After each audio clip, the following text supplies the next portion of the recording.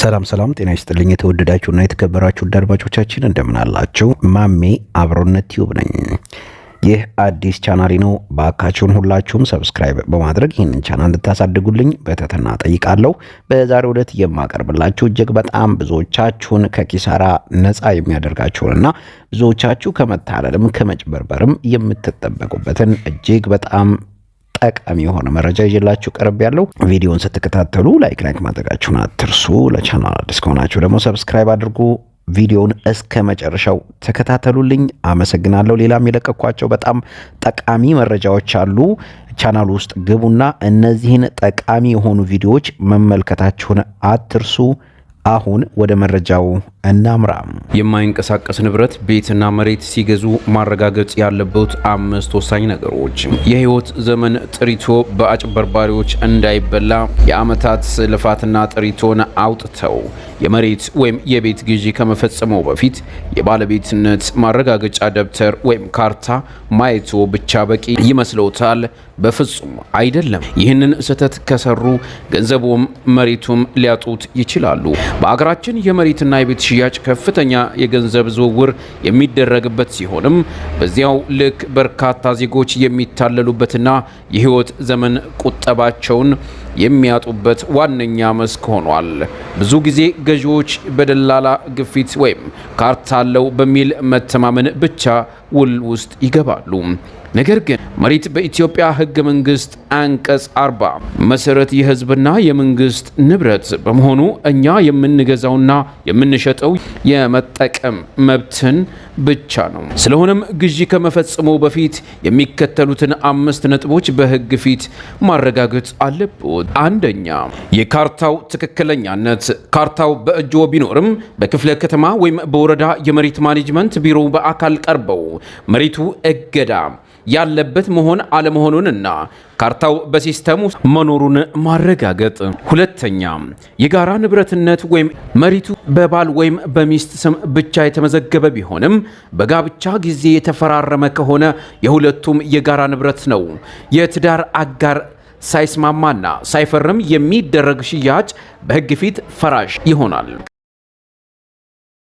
ክስ ወይም የፍርድ ቤት እገዳ። መሬቱ ወይም ቤቱ በፍርድ ቤት ክስ ሂደት ላይ ያለ ወይም በዕዳ ምክንያት በባንክ የተያዘ መሆን አለመሆኑን ማረጋገጥ።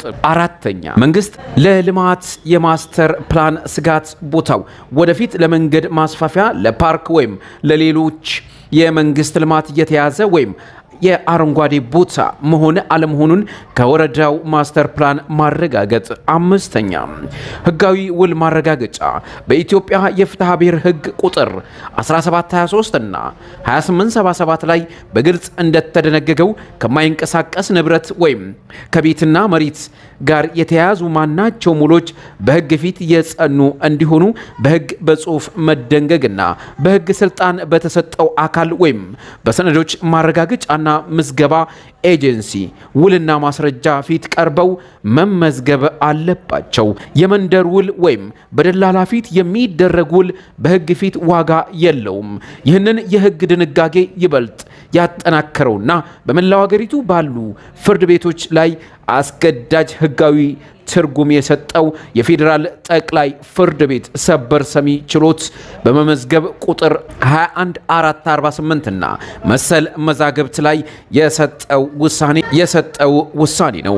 የሰበር ችሎት ውሳኔው እንደሚያስረዳው በማይንቀሳቀስ ንብረት ላይ የሚደረግ የሽያጭ ውል በህግ ስልጣን በተሰጠው የመንግስት አካል ፊት ቀርቦ ካልተመዘገበ ውሉ እንደ አልተደረገ ይቆጠራል። ውሉ ህጋዊ ውጤት ስለማይኖረውም ገዢው የባለቤትነት መብት እንዲተላለፍለት የመጠበቅ መብት የለውም። ሰዎች በተደጋጋሚ የሚሰሩት ስህተት ሰነዱ ዋናው ነው በሚል በመተማመን ብቻ የመሬት አስተዳደር ቢሮ ሄዶ ሳይንቀሳቀስና ሳይመረምር ሙሉ ገንዘብ መክፈል። አጭበርባሪዎች ከአንድ በላይ የመጠባበቂያ ወይም የሐሰት ካርታ አዘጋጅተው በአንድ ጊዜ ለ3 እና 4 ሰው ሊሸጡ እንደሚችሉ አይዘንጉ።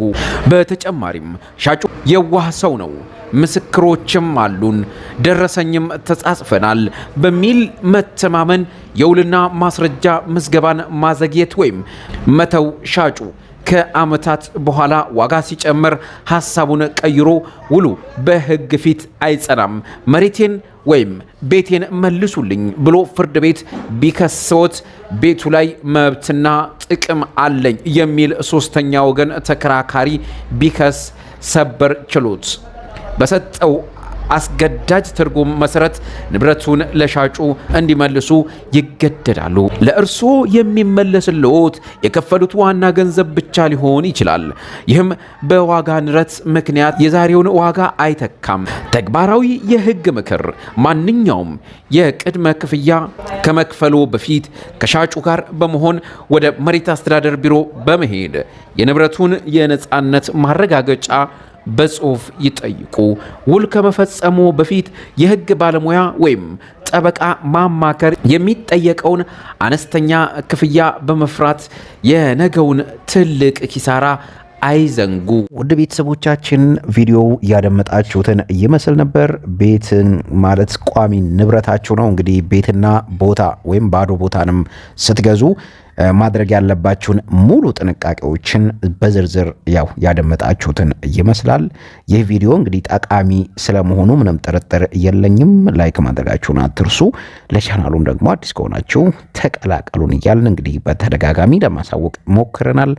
ሁላችሁም እዚህ ድረስ ስለተከታተላችሁን ከልብ እናመሰግናለን።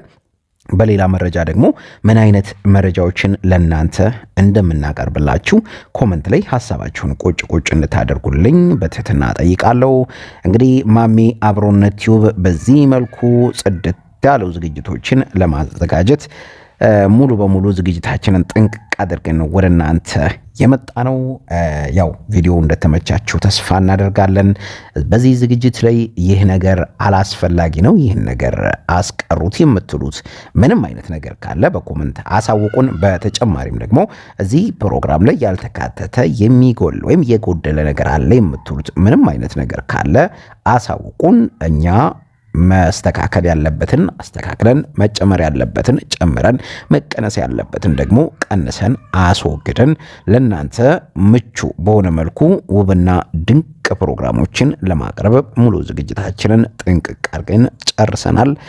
እኛ የምንፈልገው የናንተን ሐሳብ አስተያየት ብቻ ነው። እናንተ ሐሳብ አስተያየታችሁን በኮሜንት ላይ አስቀምጡልን። እኛም ቃላችን መሰረት ለናንተ ምንም ለማድረግ ዝግጁ ነን እያልን የዛሬው ዝግጅታችን ይህን ይመስላል። በሌላ በውብና በድንቅ ፕሮግራም እስከምንገናኝ ሰላም ሁኑ። ለቸር ሰንብቱልኝ።